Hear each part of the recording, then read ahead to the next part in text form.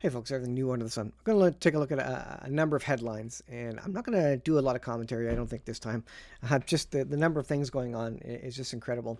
And we're marching towards something. We're watching towards a whole series of events which leads us straight into the Antichrist, the 7 year period.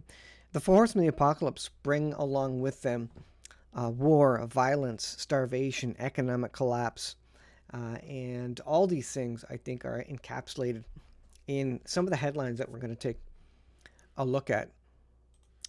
This is these are the seals of Revelation, and the four horsemen are the first four seals. So you got the white horse conquering, given a crown, went out conquering. You got the red horse, violence, peace is removed from the world.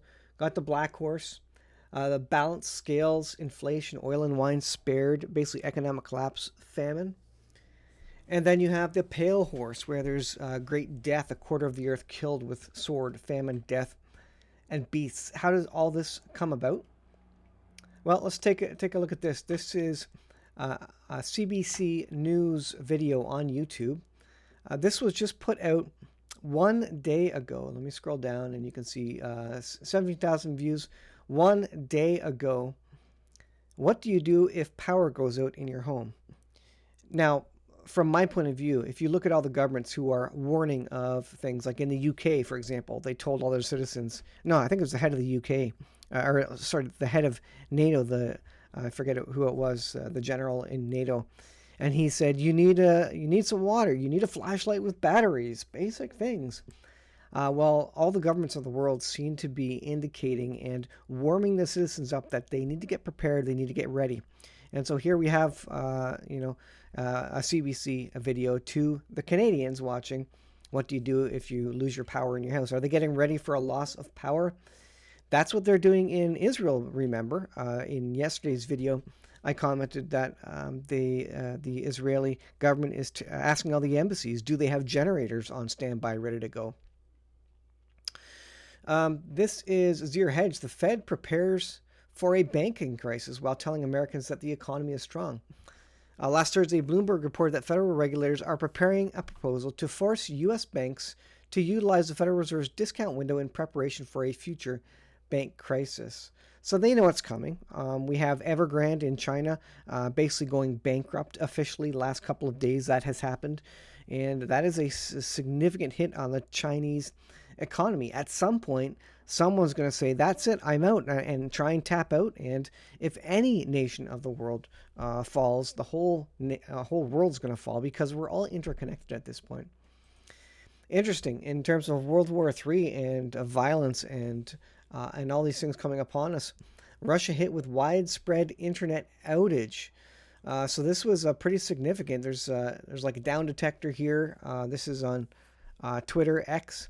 And it showed all the icons of the various Russian services that were down. Widespread internet disruption in Russia. Now, Russia has their own internet. You can see Russia built its isolated internet.ru, but that doesn't mean it is protected from all sorts of cyber attacks. And, was this Ukraine? Was this a NATO member acting for Ukraine, or NATO members directly? We don't know. But these things are happening, and just wait, folks, until cyber attacks start hitting North America at the point where we can't dispute, who the origin is anymore. It's going to be incredible. By the way, there was another fire at a chicken farm. Here is the Zero Hedge headline: Fire engulfs massive chicken plant in Texas. And of course, in 2022, there was a bunch of headlines about food security, all the food processing plants, the oil pipelines that were struck by cyber attacks. And here we have, again, a big fire coming out of, footage shared by photographer James Nowak with KBTX shows a fire at Feathercrest Farms is burning south end near Democrat Road. Still no word on what started it. Interesting road name there. Anyways, there's more images, again, from Twitter of this. How did this start? Are all these fires, all these explosions, all these things going on? Are they all just because these, mistakes were made, whatever it may be? It's interesting, isn't it, that all these things are happening? Here is a British Army chief, and he is telling the people to prepare for general conscription for king and nation. He says, well, why is that? And news from Canadian Prepper that the U.S. has lowered its requirements, its schooling knowledge requirements for new recruits. Why? Because the new recruits are low. Nobody wants to join the army, and so they have to lower it, and their numbers are low. If we're heading to World War III, they need to double, triple, quadruple, whatever it may be, the numbers, and people don't want to join. And even if they did want to join, look at the youth these days of fighting age. They're playing video games, and they're overweight, and they have no idea what is happening in the real world, and they have no work ethic, and they want everything given to them for free from the government. So we're in a bad situation, folks, where men are not men anymore. And if we go to World War III, we won't have any men. What are they doing in Ukraine? Well, they're conscripting men, women, fathers, old folks, all sorts of things, all sorts of people. And here's the headline on the Civil War in the U.S. 25 states activated the Constitution and deployed National Guard. And so this is an ongoing situation. What happens?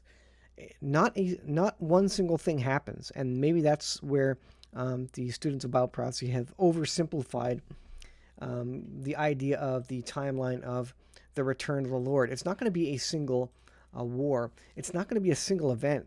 It's going to be all things collapsing at the same time. The economy, civil unrest, violence, famine, food shortages, all these things happening at the same time, political issues, elections, corruption, any sort of evil you can think of and bad thing happening is going to happen in the last days. And again, I think that's where we got it wrong. We say, well, there's going to be a war and that's going to be it. Well, no, it's much more than a war. It's a confluence of many different events happening all at the same time, and kind of climaxing at the point where an antichrist leader steps up and says, look, I'm your Messiah, I'm your Savior, I can get you out of all of this trouble that the world is in. And we will most of the world will accept this world leader because they will be so desperate. They will have no money, no food, no peace, and so they will be all but forced to accept this world leader, and he will bring a false peace for a period of 3.5 years before the abomination of desolation, which happens at the midpoint of the 7-year period. So I'll leave it there, guys. I don't want to keep it long. A lot of things happening. I think we're going to be amazed at just how many things will be happening in the last days, and so many things are happening now across the world, in every situation and scenario, walk of life. Everything is happening right now. A confluence of apocalyptic events.